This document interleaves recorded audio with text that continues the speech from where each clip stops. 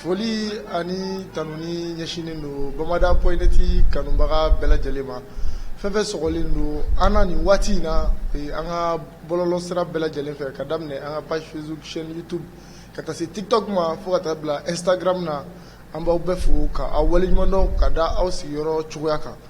Aw bisimila aw ka jɛmukan mandi kɛnɛ kan ni an bɛ min ɲɛnamaya ye ka daminɛ ntɛnɛn fo ka taa se juma ma. Walasa kunnafoniya minnu bɛ dugu la an bɛ maa wele maa minnu bɛ yen n'olu ka jateminɛw nafa ka bon kosɛbɛ an'u ka analysew an b'olu wele ka na an ka plateau kan walasa an n'olu bɛ se ka masala dugu in kunkanko kan cogoya min na. O siranatigɛw la n b'a fɛ aw ye k'a ka partager kosɛbɛ a y'a partager kosɛbɛ. M'aw ladɔnniya k'a fɔ ko ni n balimakɛ Jibril Jalo ni laadalasigila a ka ca arabadonyaw n'ale de bɛ jɛmukan in kɛ ɲɔgɔn fɛ. Bi an bɛna da don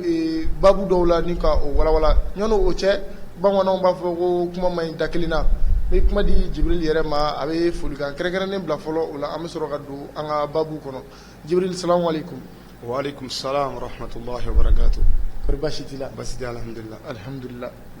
D'accord folikan kɛrɛnkɛrɛnnen jumɛn b'i bolo ka ɲɛsin an lajɛlikɛlaw ma nin waati in na? I n'a fɔ laada la an bɛ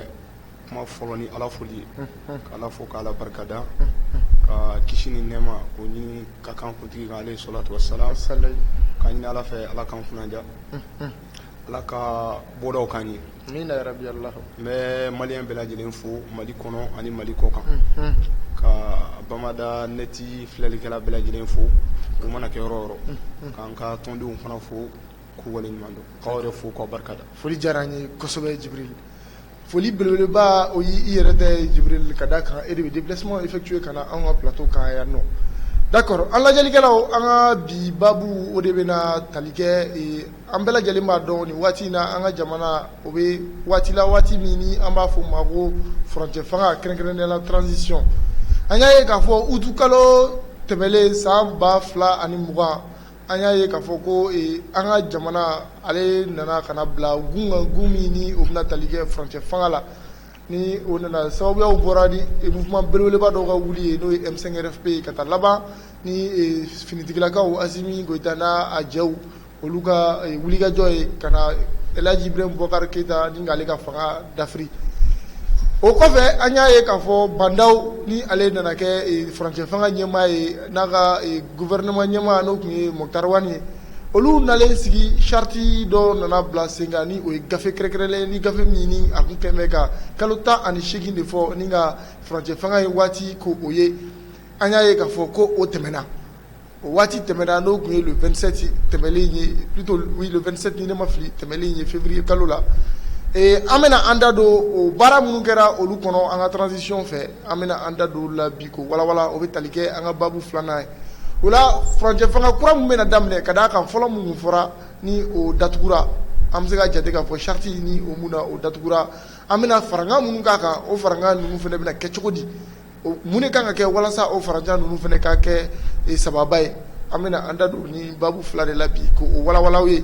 O la Jibril ɲininkali fɔlɔfɔlɔ mun bɛ n bolo ka tɛngu la o ɲininkali o de bɛna tali kɛ an bɛna jateminɛ k'a fɔ furancɛ fanga in na ni bi cɛ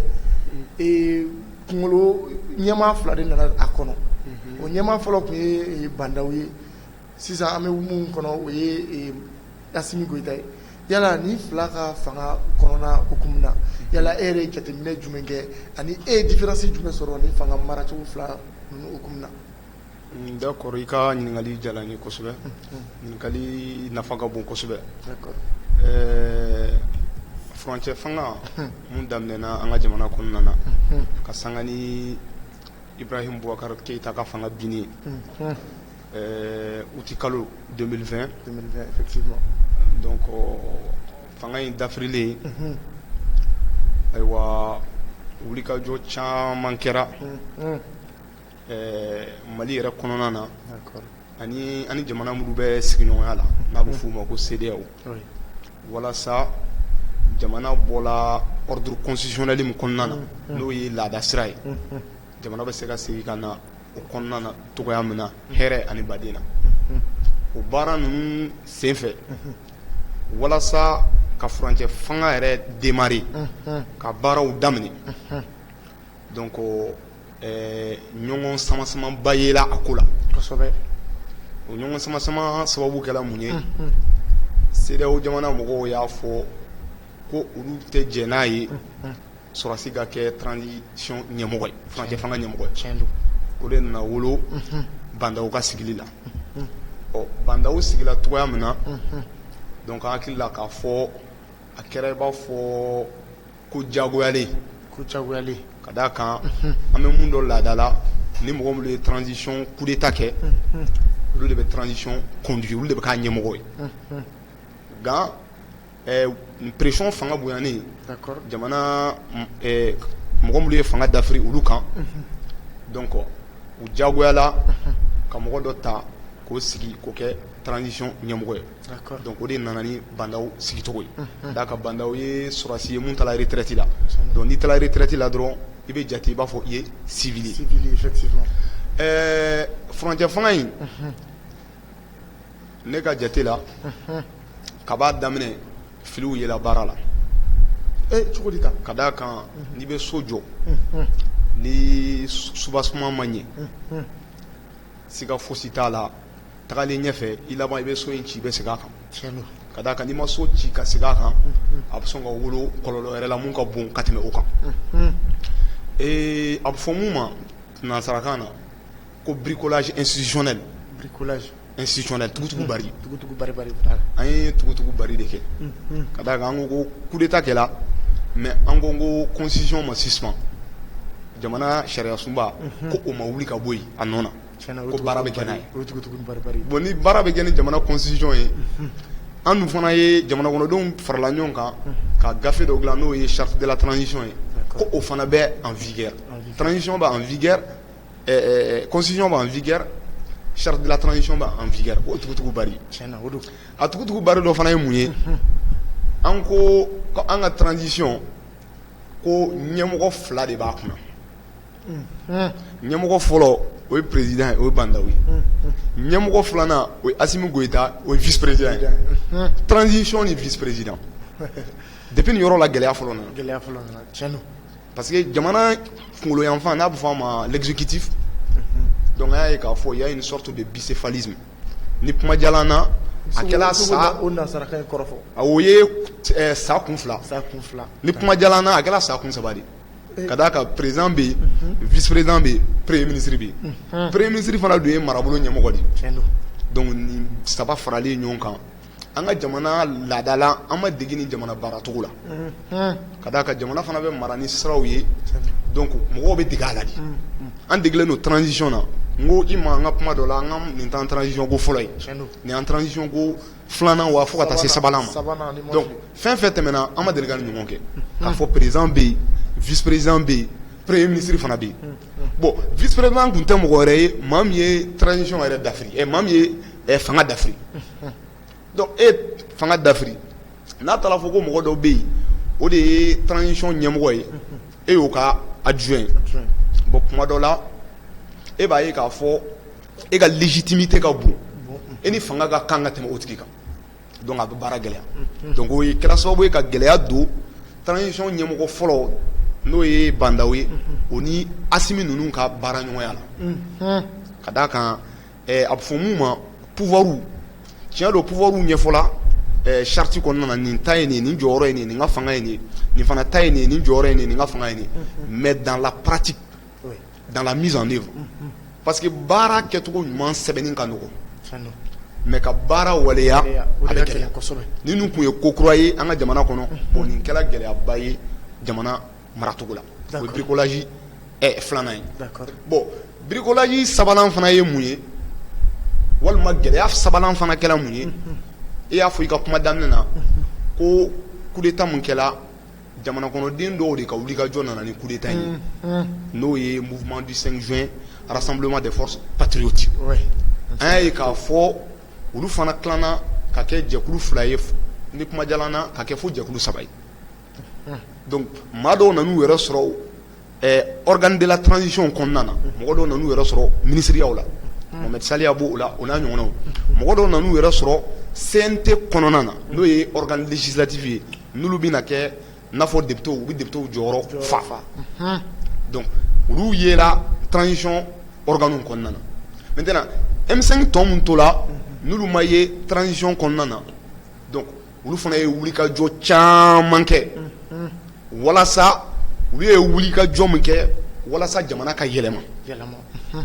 olu y'a ye k'a fɔ baara bɛ ka daminɛ ni sira minnu ye donc o t'olu fɛla ye munna o t'olu fɛla ye ka d'a kan ni ni ɲɔgɔn fanga dafirila an kan ka kɔn ka mun kɛ an ka jate la ɲinakɛlaw kɔ o kun ye mun ye jamana kɔnɔdenw kun ka bɛn a la fɔlɔ transition yɛrɛ ka objectif ye jumɛn ye nin transition in kɛrɛnkɛrɛn a bolo ma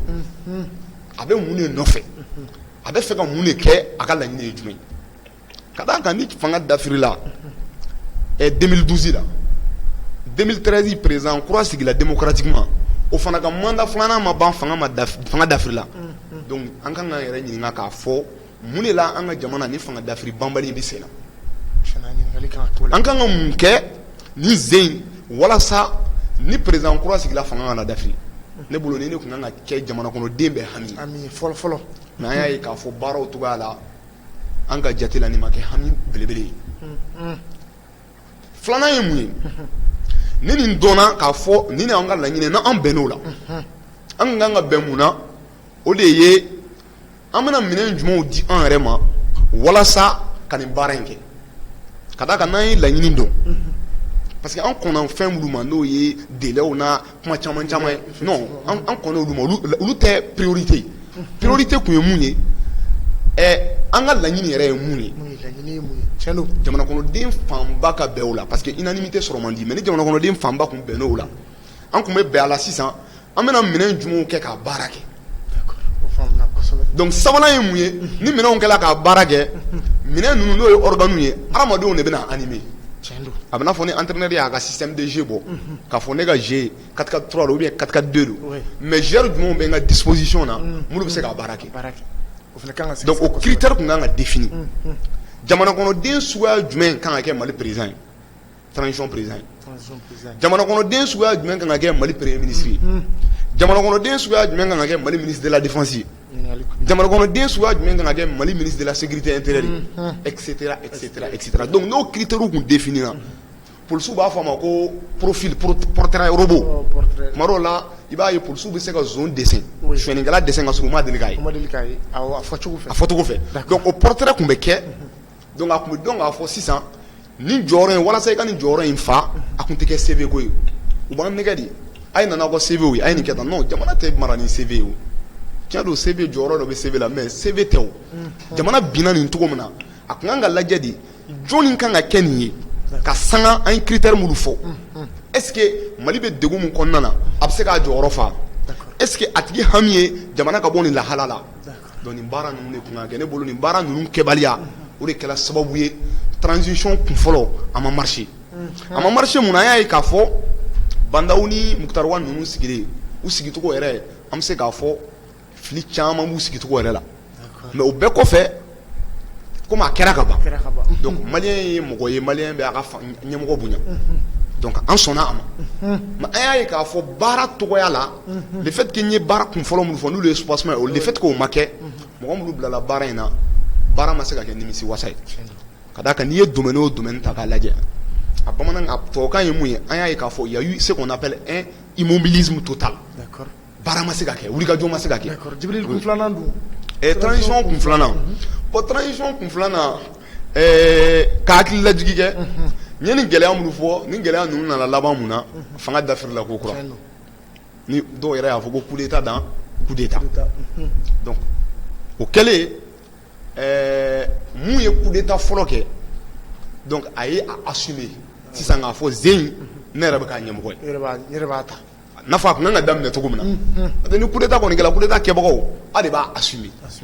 parce que n'aw taara kɛrɛfɛ dɔrɔn a ka ca ala fɛ ni ko tɔgɔya ma o ja ni ko ma kɛ aw fɛla ye a bɛ sɔn ka don jeu kɔnɔ tuguni donc olu y'a assumer olu y'a kanu sisan M5 côté dɔ min tun bɛ yen M5 officiel an bɛ se k'a fɔ ten donc ko jamana marabolo ɲɛmɔgɔya o ka di olu ma donc o de nana kɛ sababu ye ɲɛmɔgɔya dila docteur Choguel Kokala Mayiga ma donc M5 mɔgɔ caman y'i yɛrɛ ye gouvernement kɔnɔna na nin cogo la donc n t'a dɔn ni ɲininkali b'i bolo. d'accord Djibril o faamuna kosɛbɛ i ka analyse ninnu hakili la faamuyali caman sɔrɔla la mais an ka bi sigi kun yɛrɛ bɛ bilan de kan bilan min ni kalo 18 min n'a tɛmɛna ka ban o kalo 18 kɔnɔ yala baara jumɛn ni jumɛn de kɛra e yɛrɛ ka jateminɛ la minnu kɛra n'olu ɲɛna ani minnu kɛra n'olu ma sira sɔrɔ yala i bɛ se ka dakuruɲɛ damadɔ la i bɛ se k'i da maga olu la an ya. bon transition kun fɔlɔ kalo 18 na tɔw b'a fɔ a ma ko le bilan est mitigé o kɔrɔ ye bilan na i bɛ se ka ɲuman dɔw y'a la mais i bɛ se ka juguman fana caman y'a la a juguman fɔlɔfɔlɔ ye mun ye n ye kuma daminɛ n'o de ye bandaw ka fanga kɔnɔna na immobilisme de tun bɛ baara ma se ka kɛ ka d'a kan réforme ma se ka engager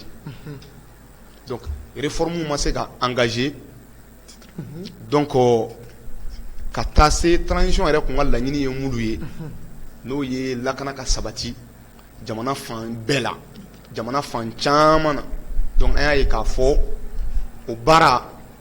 baaraw ma se ka k'u kɛcogo la k'a sababu kɛ fɛn caman ye komi an tɛ sababu nɔfɛ n'i y'a faamuya i ka kuma kɔnɔna na an kɔni bɛ baaraw sela ka kɛ wa o ma se ka kɛ an b'o de nɔfɛ donc an y'a ye k'a fɔ Mukutari Wani ka waati kɔnɔna na Mukutari Wani taara plan min présenté CNT la n'o kan ka kɛ a ka baara ye se k'a fɔ n'i y'o bilan n'i y'a ta ka o bilan évaluer i b'a ye k'a fɔ ala 50% ma se ka kɛ donc kun filanan n'u ko mun ma ko rectification de la trajectoire bon olu fana nalen ka d'a kan ɲɛmɔgɔ kɛla parti politique dɔ ɲɛmɔgɔ ye n'o ye docteur Choguel Kokala Mayiga donc wulikajɔ caman fana kɛla walasa ka baaraw gɛlɛya ka d'a kan mɔgɔ caman ka jate la n'i ye transition ɲɛmɔgɔya di parti politique dɔ ɲɛmɔgɔ ma donc olu b'a ye k'a fɔ o tɛ parti politique ka ɲɛmɔgɔ ka baara ye ka d'a kan olu ye fanga ɲininaw de donc ale fana sinaw ye wulikajɔ caman kɛ ka baaraw gɛlɛya hali sisan u b'a la donc an tɛ yan ka mɔgɔ juger mais gɛlɛyaw sababu an bɛ k'olu de ɲɛfɔ ani ka gɛlɛyaw fɔ pour que ka transition bilan évaluer donc o de nana wolo vraiment ale fana ye waati caman kɛ fo ka taa se kalo damadɔ ma donc baaraw ma se ka kɛ a kɛcogo la mais an bɛ se k'a fɔ transition tun kan ka réforme minnu kɛ kalata siraw fɛ ani an yɛrɛ y'a ye k'a fɔ fiɲɛ minnu b'an ka jamana maracogo la n'a bɛ fɔ o ma réforme institutionnelle olu yɛlɛmaw minnu tun kan ka kɛ an y'a ye k'a fɔ o baaraw ma se ka kɛ ka d'a kan premier ministre min nana ale fana y'o baaraw gulo assise nationale de la ko fo jamana kɔnɔdenw de ka sigi ka kuma ni jamana kɔnɔdenw sigila ka kuma ka sira belebeleba dɔw don gouvernement kɔrɔ k'olu bɛ baara kɛ n'o de bon o dun tun y'a sɔrɔ ale fana taara CNT ɲɛkɔrɔ ka taa ka baara a bɛna baara minnu kɛ ka taa olu ɲɛfɔ bon ne bolo peut-être assise de tun kan ka kɛ fɔlɔ assise kɔfɛ ale bɛ taa CNT ɲɛkɔrɔ assise ka laɲiniba ninnu i bɛ fɛ ka fɔ k'ale kɔnna voilà ale kɔnna ka d'a kan n'e bɛ fɛ jamana kɔnɔdenw de kɛ i mandate ka baaraw cogoya ɲɛf'i ɲɛna i b'a to fɔlɔ olu ka mandat de d'i ma i bɛ sɔrɔ ka taa sisan ka taa yira k'a fɔ n bɛna o baara kɛ cogo min na o de ye programme d'action gouvernementale ye mais programme d'action gouvernementale de kɔnna assise ɲɛ donc n'i y'a ye kow turula o kunkolo kan bon nin bɛɛ kɛra sababu ye transition ma se ka nɔba bɔ en termes de réforme mais n'an nana lakana siraw kan bon an y'a ye k'a fɔ lakana siraw la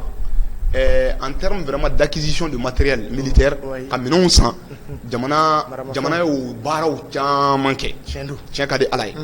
u yɛrɛ ka fɔ la ka d'a kan i ka gouvernement bɛ kuma minnu fɔ donc i bɛ présomption i bɛ bisikiya ɲuman ɲɛsin o kumaw ma a filanan ye mun ye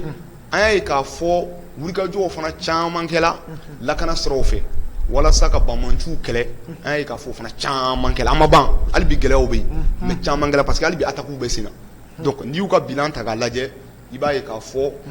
sécurité yɔrɔ la lamagaw kɛla yala o b'a bɔ a ayi o t'a bɔ mais lamagaw kɛla donc ne bɛ se k'o fɔ maintenant kiiri ta fanfɛla fana na ka d'a kan anw dalen don mun na o de ye i tɛ se ka jamana foyi jɔ ni kiiri tɛ ka d'a kan don dɔ la u delila ka anglais ka premier ministre kɔrɔ dɔ ɲininka n'o ye Wilson Churchill ye mɔgɔ hakili carilenba don a ye ko caman kɛ u y'a ɲininka a kɛlen ka fanga ta k'a to premier ministre la a ka bilasiralikɛla dɔ y'a fɔ a ɲɛna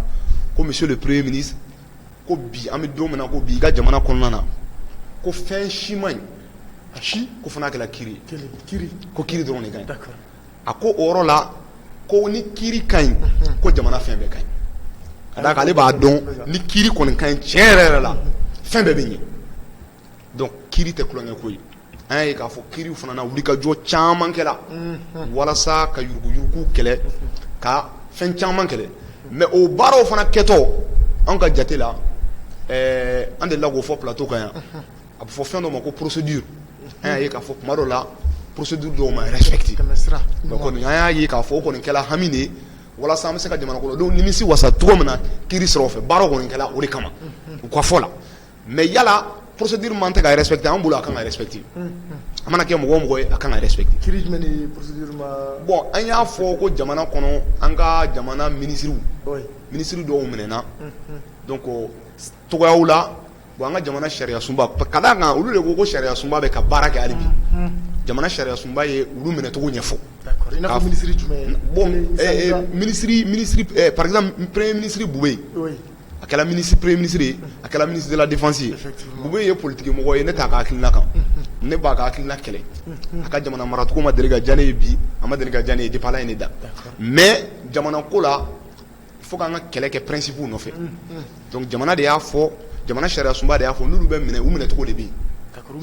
u minɛcogo ye sariya de y'o ɲɛfɔ olu bɛ minɛ assemblée de bɛ n'o ye députés ye olu de bɛ accusation voter walasa u ka kiiriw baaraw ka se ka kɛ bon an dun y'a ye k'a fɔ assemblée tɛ yen donc u ma tɛmɛ o sira fɛ donc an tɛmɛna voie mun fɛ o procédure normale de bon sariya dun ma procédure normale fɔ olu ka ko la donc jamana de y'a fɔ c'est pas Bube en tant que personne mais Bube en tant que ministre an ka fonction ye nin donc o baaraw ma kɛ mais comme kuma t'o nɔfɛ kuma ye yala baara dɔw ɲɛna wa siga t'a la an y'a ɲɛfɔ lakana baaraw caman ɲɛna mais gɛlɛya dɔw fana kɛla wa hali bi gɛlɛya tɔw bɛ yen voilà donc n bɛ se k'o de fɔ kuma bakurubaya la. d'accord merci bien Djibril hakili la faamuyali caman sɔrɔla 18 mois kɔnɔna bilan na i ka kumaw a fɛsɛfɛsɛrɛla ka bɔ ɲɔgɔn na nɔgɔ foyi t'a la o tɛmɛnen kɔfɛ an bɛna don an ka baabu filanan kɔnɔ komi an bɔra ka transition kunfɔlɔ min fɔ charte tun y'a fɔ cogo min na ko kunfɔlɔ min ban kalo 18 an y'a ye k'a fɔ ko charte kɔnɔ délai in o kun cɛra mais an bɛna don kun filanan min kɔnɔ an bɛ se k'a fɔ kun sabanan yɛrɛ mais an b'a danganiya ka kɛ kun filanan ye yala o kun filanan in baara kan ka kɛ cogo di walasa a ka kɛ a ka wolo tari la don n'a nataw la. d'accord kodɔnnaw ko hadamaden ni fili min y'i sɔrɔ ko la siɲɛ fɔlɔ an bɛ se k'o fili da faamuyalibaliya i bɛ se ka mankutu yafa bɛ se ka k'i ma fili fɔlɔ la mais fili filanan n'o y'i sɔrɔ i tɛ mankutu dɛ o kuma kɔrɔ ye mun ye fili minnu kɛra transition kun fɔlɔ la an y'a ɲɛfɔ sisan bɛɛ y'a ye minnu bɛ jamana mara la olu yɛrɛ y'a faamuya donc an b'a bisikiya k'a fɔ transition kun filanan kan ka fɛɛrɛ sugu bɛɛ kɛ walasa an kana segin o fili fɔlɔ kan o ye mun ye transition ka objectif ye mun ye à court, moyen et long terme. Hali ni transition ye waati dama a man ka kɛ waati janyanenba ye ka tɛmɛ donc o baaraw n'o dɔnna transition k'a dɔn fana ko jamana mago bɛ mun na bi o de ye nin transition in kɔfɛ coup d'état yɛrɛ kana kɛ Mali la donc baara o baara bɛ se k'o sabati o baaraw ka kɛ o de la a haraba an t'o fana na ko ka kɛ haraba la parce que ni ko kɛla haraba la jeli tɛ se ka furakɛ nin kan donc i b'a sɔrɔ banabaatɔ ma kɛnɛya donc a y'a bila ka taa so n'an ma jija ambulance bɛ taa ta ka na tuguni donc an dun tɛ ala deli coup d'état yɛrɛ la ka d'a kan coup d'état bɛ kɔlɔlɔ min lase jamana ma a bɛ kɔlɔlɔ min lase jamana kɔnɔdenw ma bɛɛ b'a dɔn donc an bolo bi hakili de kan ka cari ka ɲɛsin jamana yɛrɛ tɛ se ka segin nin degun ninnu kɔnɔna na cogo min na transition ka objectif kan ka k'o de a man ka kɛ jɔyɔrɔ ɲini ko ye a man ka kɛ ɲɔgɔn buruja ye a man ka kɛ kɛlɛ ye ne bolo jamana kɔnɔden bɛɛ kan ka hami ten i kɛra politigimɔgɔ ye o i kɛra sɛnɛkɛla ye o i kɛra baganmarala ye o i kɛra sɔrɔsi ye o ka d'a kan tuma o tuma ni jamana dafirila bɛɛ bɛ degun sɔrɔ hali n'i nana fanga la i bɛ degun sɔrɔ donc ka jamana mara k'a sɔrɔ vraiment jamana tɛ degun sugu dɔ kɔnɔ ne bolo hali jamana marala yɛrɛ ka laɲini kan ka k'o de donc bi kun filanan kan ka kɛ mun ye maliyɛn ka fɛɛrɛ kɛ maliyɛn bɛɛ ka don da kelen fɛ maliyɛn bɛɛ ka bɔ da kelen fɛ donc maliyɛn bɛɛ k'i ka agenda personnel bila kɛrɛfɛ ne yɛrɛ le culte de l'ego donc o bɛ don hasidiya babu de kɔnɔna na k'a fɔ nin tigi de b'a la an tɛ fɛ ka nin tigi ye walima nin tigi de t'a la fo nin tigi ka don a la non kodɔnna dɔ ko c'est à dire jamana ye fɛn de a bɛ to yen jamana kɔnɔdenw bɛ taa mais jamana bɛ to yen jamana maralaw bɛ taa jamana bɛ to yen donc wa foyi tɛ se ka kɛ kodɔnna dɔ ko ten ni mɔgɔw tɛ wa ko foyi fana tɛ se ka sabati ni marabolow tɛ donc il faut k'an ka fɛɛrɛ de kɛ ka jamana marabolo ɲɛnamaw sigi n'o ye institution ye des institutions fortes parce que n'an ye ko kɛ dɔrɔn homme fort ko ye n'ale tɛ yen dun personne n'est éternel donc an kan ka baara de kɛ walasa ka institution ɲɛnamaw sigi mun b'a to e bɛ yen o e tɛ yen o ne bɛ yen o ne tɛ yen o jamana in bɛ kɛ hɛrɛ ye jamana kɔnɔdenw bɛɛ lajɛlen ma ne bolo bi o baaraw de kan ka kɛ teliya d'accord kɛrɛnkɛrɛnnenya la an bɛ ɲɛsin maa minnu bɛ yen ni olu bɛ ka ɲini ka ni fanga ye ni ka senkɔrɔma cɛ an bɛ se ka fɔ ko les détracteurs de la transition olu ka lahala bɛ cogo di ka d'a kan mars plutôt février laban na an y'a ye k'a fɔ u ka wulikajɔw cayara u ka maa dɔw yɛrɛ sɔrɔla mun yɛrɛ y'i yɛrɛ proclamer k'ale ye jamana ɲɛmaa kura ye à partir du 27 yala olu maa ninnu kan ka bila lahala jumɛn kɔnɔ walasa transition in ka taa sen ɲuman kan bon olu mɔgɔw kan ka wele ka na hakili de ma kɛrɛnkɛrɛnnenya ma i ye mɔgɔ min fɔ ko a yɛrɛ autoproclamer ko ale ye jamana ɲɛmɔgɔ ye bon a kuma yɛrɛ ko kuma don mais an bɛ se ka walanda dɔ bɔ a kɔnɔ fana k'a fɔ a ɲɛna kuma o kuma ni jamana bɛ période d'exception kɔnɔna na bon i bɛ kabako caman ye voilà dɔw b'i layɛlɛ donc mun bɛ fɔ maa minnu kɛlen don ka gara da transition na a bɛ fɔ a mɔgɔw ɲɛna ko transition tɛ garanda waati ye mais olu yɛrɛ ka kuma na a mɔgɔ ninnu yɛrɛ ka kuma na olu tɛ ka transition kɛlɛ olu ka wuli ka jɔ ye transition ka ɲɛ u yɛrɛ b'o de fɔ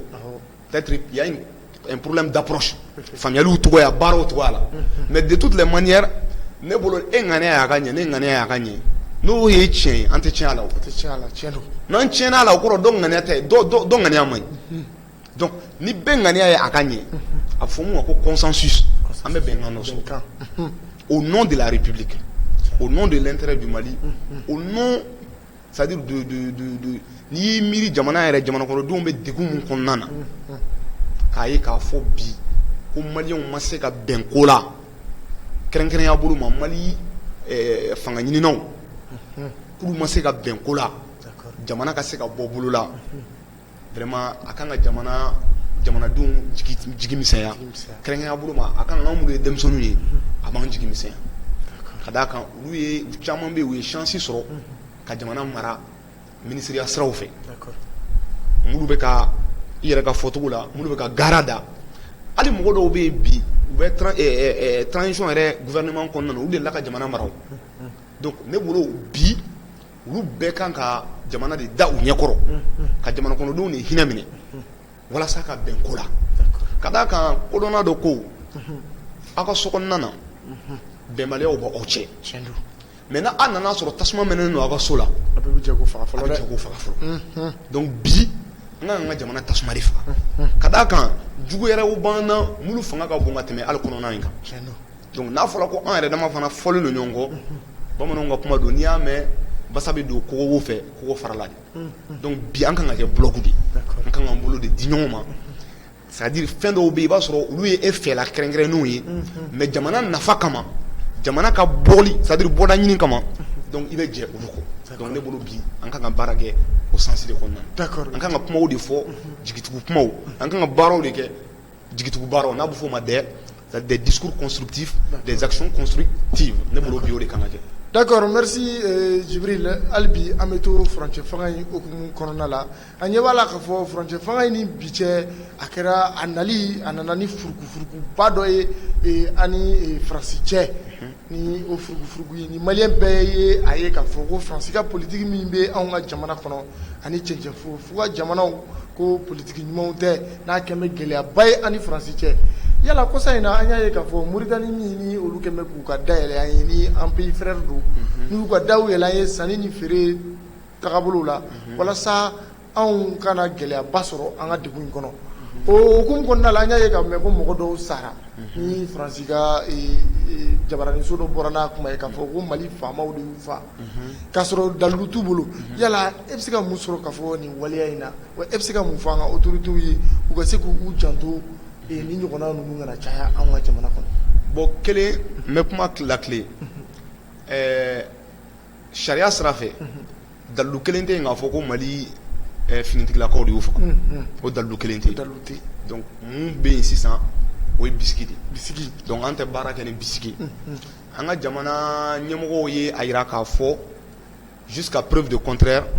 an ka tenitigilakaw u ka baara kɛ ka d'a kan u ka dalilu fɔlɔ ye mun ye Mali tenitigilakaw ma dɔn ni nin ye o n'i ye Mali tariku kalan i t'a mɛn ko Mali tenitigilakaw ye exaction kɛ k'u ye mɔgɔw bagala mɔgɔw ma ka mɔgɔw faga walima u ye mɔgɔw faga fagacogo jugu la o t'an ka tenitigilakaw ka baara ye donc u b'anw da la k'a fɔ ko an ka armée républicaine don c'est une armée respectueuse des droits de l'homme donc an b'a jira k'a fɔ o yɔrɔ la fɔlɔ bisigiw de bɛ yen comme an ka jamana ɲɛmɔgɔw yɛrɛ ye wulikajɔ kɛ u taara Mauritanie jamana kan u ni Mauritaniens bɛnna la k'a fɔ nin baara min kɛla u bɛna sɛgɛsɛgɛli boloda donc commission dɔ bɛna sigi mun bɛ sɛgɛsɛgɛli kɛ walasa k'a dɔn a ko kɛra cogo jumɛn jɔnniw de y'a kɛ ka responsabilité situer n'o kɛla bɛɛ bɛ éclairer donc o kɔfɛ an bɛ se k'an prononcer n'a sɔrɔ an ka mɔgɔw nɔ b'a la Ala k'an kisi a ma donc an b'a ye k'a fɔ sanction minnu kan ka ta jamana b'olu ta donc mais c'est-à-dire à l'heure où on parle an tɛ se k'a fɔ k'an ka mɔgɔw don et puis an ka jigi ka ɲi k'a fɔ k'u nɔ t'a la ka d'a kan u ma dɔn n'o baara ye donc an bɛ se k'o de fɔ o baara kɔnɔna na filanan ye mun ye Mauritanie y'a ka dayɛlɛ anw ye walasa an ka jamana sanni feere siraw fɛ jamana ye jagokɛla jamana ye walasa an bɛ se ka taa an ka minɛnw jagokɛlaw bɛ se ka t'u ka minɛnw ta u ka pɔriw la donc an bɛ Mauritaniens f'u la k'u barikada mais an bɛ mun fɔ kuma kɔnɔna na o de ye k'a fɔ jamana o jamana bɛ yen ni n'i sigiɲɔgɔnw man di a jamana tɛ jamana hɛrɛma ye donc a kɛra Mauritanie o a kɛra Sénégal ye o a kɛra Côte d'Ivoire ye o a kɛra Guinée o a kɛra Niger ye o an ka jamana ni jamana o jamana kɛlen don ka ɲɔgɔn jamana o jamana kɛlen don k'an ka jamana lamini n'o y'an sigiɲɔgɔnw ye an ka jate la an n'a jamana bɛɛ kan k'an bolo di ɲɔgɔn ma ka d'a kan n b'a fɔ n ka kumaw na ka caya n'i ye nin jamana ninnu ta on a les mêmes défis an bɛɛ ka gɛlɛyaw ye kelen ye n'i y'an ka jamanaw ka kalan siraw ta gɛlɛya kelen de b'an bɛɛ ka jamana kalanw kɔnɔna na n'i y'an ka jamanaw ka lakana ta gɛlɛya kelen de b'a bɛɛ jamanaw kɔnɔna na n'i y'an ka sɔrɔw sira ta o gɛlɛya kelen de bɛ sɔrɔ ninnu kɔnɔna na bon bi n'anw m'an bolo di ɲɔgɔn ma an ka nin jamana ninnu si tɛ yen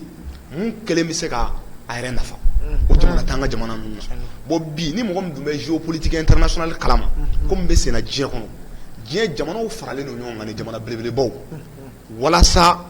diɲɛ kunkanko walasa k'u ka nafaw ɲini mais n'an y'an ta kɛ kelen-kelenna ko ye fo ka diɲɛ wuli an t'an sago sɔrɔ bi Chinois jamana jɔyɔrɔ ye mun ye diɲɛ kɔnɔ bi bɛɛ b'a dɔn olu ka population ye miliyari 1 ni kɔ ye Union européenne u bɛ taa maa 500,000 la olu jɔyɔrɔ ye mun ye diɲɛ kɔnɔ bi bɛɛ b'a dɔn États-Unis olu jɔyɔrɔ ye mun ye bi diɲɛ kɔnɔ bɛɛ b'a dɔn Russie jamana olu jɔyɔrɔ ye mun ye bi diɲɛ kɔnɔ bɛɛ b'a dɔn bon Mali an ye maa 20,000,000 ye Niger 20,000,000 a tɔgɔ Burkina 20,000,000 walima 30,000,000 Ghana an man ca donc an kan ka fara ɲɔgɔn kan an ka espace kɔnɔna na n'o ye CEDEAO ye an bɛ taa fo maa 400,000 na donc o maa 400,000 n'olu donna da kelen fɛ ka bɔ da kelen fɛ siga fosi t'a la n'an ye mun fɔ diɲɛ kɔnɔ a bɛ minɛ ni sɛbɛn ye donc an bɛ fɛ o de baara ka kɛ voilà. Merci bien Djibril hakili la faamuyali caman sɔrɔla i ka kɔrɔfɔ ninnu na